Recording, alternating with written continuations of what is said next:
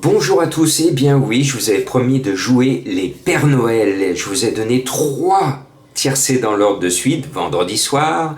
Samedi, c'était en 5 chevaux avec mon coup de cœur à 52 contre 1. Et ce dimanche, 3e tiercé dans l'ordre. Notre tirelire de Noël en gain cumulé, c'est 3216 euros. Alors pour rappeler à mes turfistes, à mes fidèles, mais à ceux qui me découvrent, c'est justement à titre indicatif que je vous donne les gains cumulés. C'est pour vous montrer la réussite en général de mes pronos et les sommes théoriques gagnées. Je ne vais pas vous imposer de jouer toutes les combinaisons, les 7 chevaux les, au tiercé, les 8 chevaux au quintet. C'est juste à titre indicatif, c'est ce que fait toute la presse française depuis des lustres. C'est juste pour vous démontrer que cette sélection, dans son rythme, affiche actuellement 3216 euros de gains cumulés. C'est vraiment de la pure mathématique, mais c'est pas la réalité, parce que à chacun d'entre vous de faire ses jeux, de s'inspirer ou pas, et surtout je le dis et je vous le répète encore une fois, vous avez des courses de 20, 18, 16 partants, avec toutes les probabilités, les statistiques, c'est très dur de trouver un quintet sur 20, 18 ou 16 partants. Par contre, c'est beaucoup plus facile quand vous réduisez les probabilités à une course théorique de 8 partants. Vous partez du principe que les 8 chevaux qui sont dans ma sélection, c'est comme si c'était 8 partants.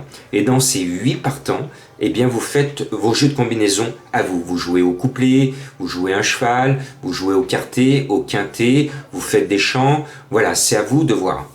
Maintenant on y va parce que vous êtes en volonté de toucher peut-être un 4e tiercé dans l'ordre consécutif. Et bien voilà, le Père Noël a mis de l'ordre dans son coffre à jouets.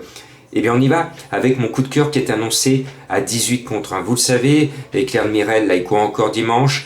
Il a démontré qu'il en avait un peu marre. J'ai trouvé le long de la corde, il n'avait pas envie d'avancer.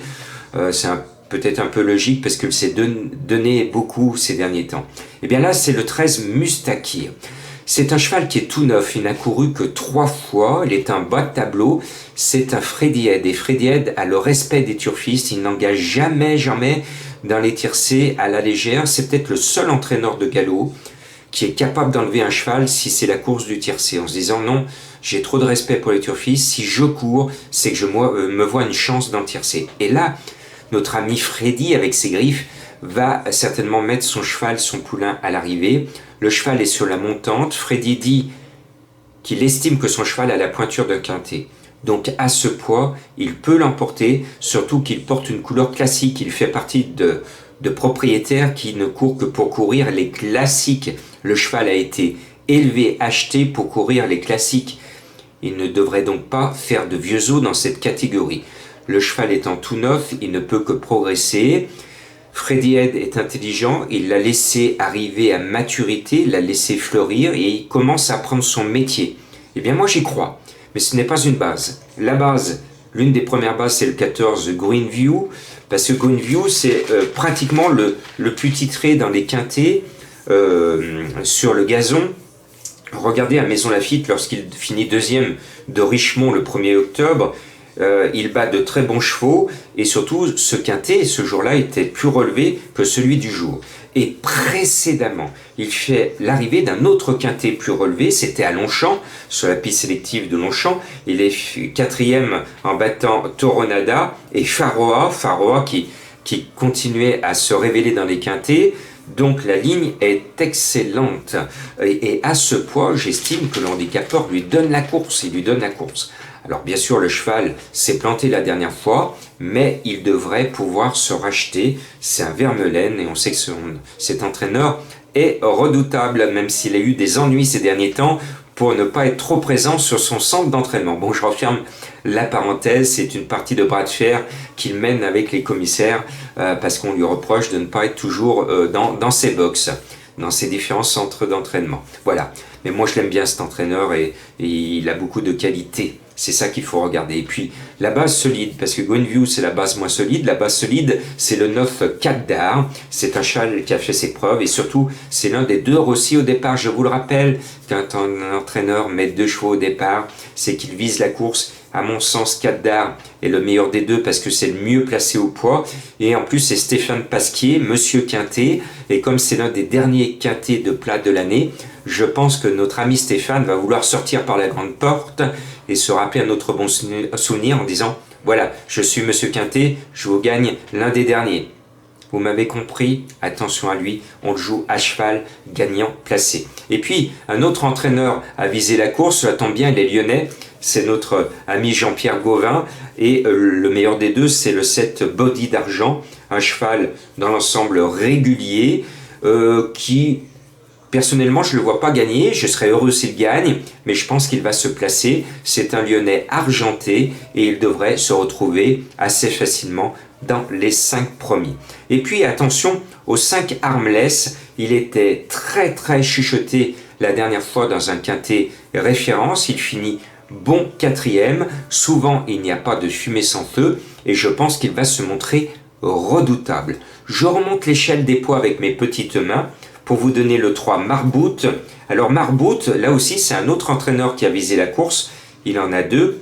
C'est Cérulis avec ce 3 Marbout et le 15 Sebécourt. Il n'y a pas photo entre les deux, c'est Marbout qui a fait ses preuves au niveau des quintets, son poids de 59 kg n'a rien de prohibitif et dans l'ensemble il défend notre argent, il est très souvent dans les 3 premiers, donc moi j'y crois fort à ce 3 Marbout. Et puis le jeu de la finale, puisque mon coup de cœur c'est le 13, et bien le 13 appelle le 3, voilà.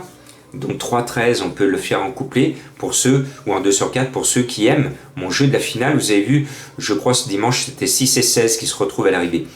Complétez bien cette combinaison du jeu de la finale. Alors, je le rappelle parce qu'on m'a posé des petites questions écrites, c'est quoi ce jeu de la finale? C'est simplement ce jeu qui va vous permettre de jouer un cheval que vous ne voyez pas. Mais vous allez partir du principe, par exemple pour moi c'était le 13, mais on pourrait penser que vous aimez bien le 5, et bien le 5 appelle le 15, c'est la même finale de numéros.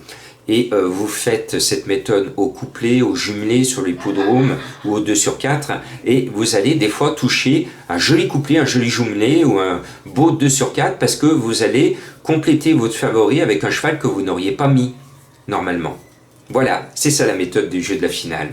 Et puis après, il y a 2 Rossi, les 2 Rossi ont une bonne chance. Last Carter and Go est super régulier, il est toujours pratiquement dans les 2-3 premiers. Sa régularité mérite d'être récompensée. Le seul hic, c'est son poids de 60 kg.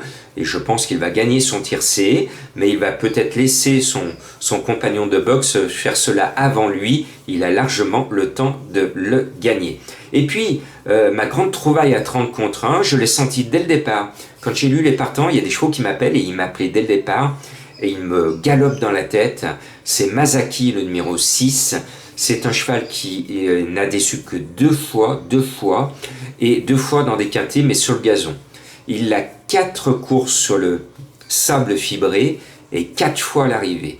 Sur ses dernières performances, sur ses 10 dernières performances, il est 8 fois dans les 3 premiers. 8 fois dans les 3 premiers.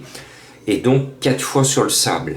Donc sa régularité me plaît. Masaki, je le sens bien. Il est à belle cote et il peut compléter la bonne arrivée parce que vous le savez, très souvent sur le sable, ces courses aspirent des chevaux à belle cote. Eh bien, j'espère que cette course va appeler et aspirer ce numéro 6. Voilà, j'espère encore une fois jouer les Papa Noël.